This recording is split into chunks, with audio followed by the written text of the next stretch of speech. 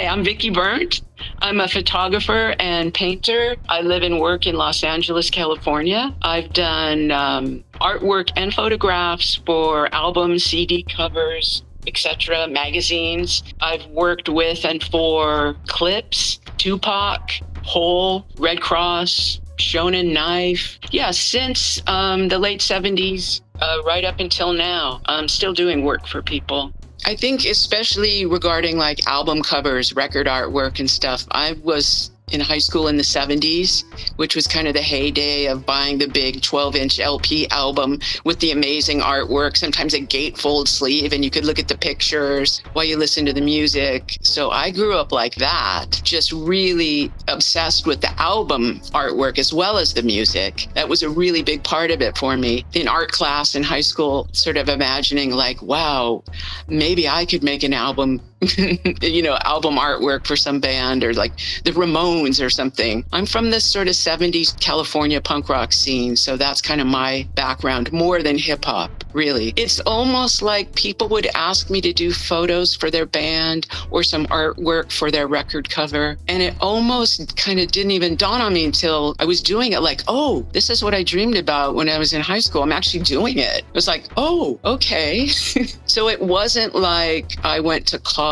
or art school and got a degree and then shopped my portfolio around. I just was contacted by people. So it's sort of by accident because I'm such a big music fan and just obsessed with music, especially when I was younger. It's all that I knew anything about. Like I was the only girl in the record store going through the bins and buying, obscure records, which is kind of more of a geeky boy kind of thing back then. I was a lousy high school student except for art and music. I did the album covers for Tupac and Clipse via their record company. Obviously, I knew who Tupac was. I had to be introduced to Clipse. The first song or track that they sent me was, I think, just like a backbeat, not even any samples or anything, or just backbeat and the guy on top. And I was like, oh, this is really interesting. This is different. And it had more of a slow, I don't know, I think it was called grinding or something like that. It was amazing. I was like, oh, these guys are cool. These guys are not like everything else.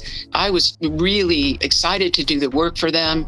They were great to work with. They were all in New York at Arista Records, and we would have conference calls, also email, suggestions or influences, or this is what we're looking for, something like this. So I did a couple of conference calls with the two guys and also the producer, all of them, and then record company, art director. The art director was a guy called Joe Mama Nitzberg. He was a big part of what we ended up doing. It was a lot of his ideas as well as all the band's input and what they wanted to see. I think he's passed away maybe in the last 10, 15 years, a painter called Ernie Barnes, whose artwork was featured in that 70s TV show, Good Times. It was a sitcom of a family, and the son was a painter, but all the paintings that they showed on TV were actually by Ernie Barnes. The record label asked me, and Clipse, they all asked me to do something sort of in his style. So it was in the style of Ernie Barnes. I just also wanted to give a, mention of him because it was his style. The band sent me photographs of their neighborhood and what it looked like and their graffiti on the walls, their tags. That's straight from photos they sent me of their stuff. Like, welcome to Virginia Beach. That's in their neighborhood. They went, took a picture and sent it to me.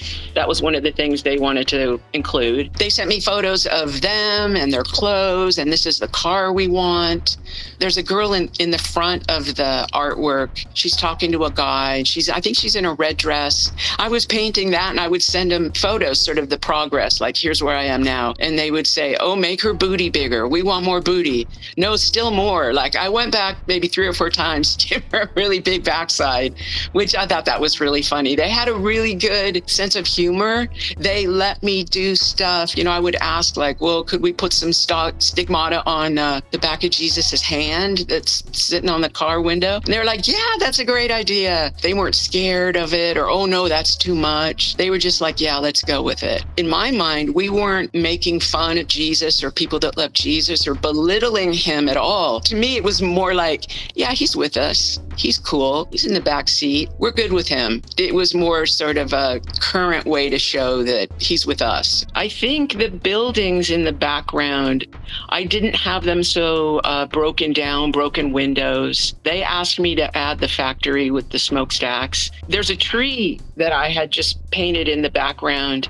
and we took the leaves off the tree, so it was bare. I guess you just give it a little bit more of a vibe of kind of down and out neighborhood. A couple weeks of back and forth with sketches and the conference calls and the suggestions and the questions. And then the actual painting itself, about a month. It was a big painting. It was a long painting. That's why it kind of wraps around the cover. So it was the right proportion to then wrap around a CD booklet. It was a pretty, I'm gonna guess, like 2 by 3 feet or something like that. You know, you paint for a week or two and then you send a photo for them to look at and approve and ask for corrections or changes. And then you work another week and send another photo and wait for feedback. I've got so many emails and so much interest and work from it. This might have been their first major label release. Like I said, I didn't know about them until I got contacted to do the work.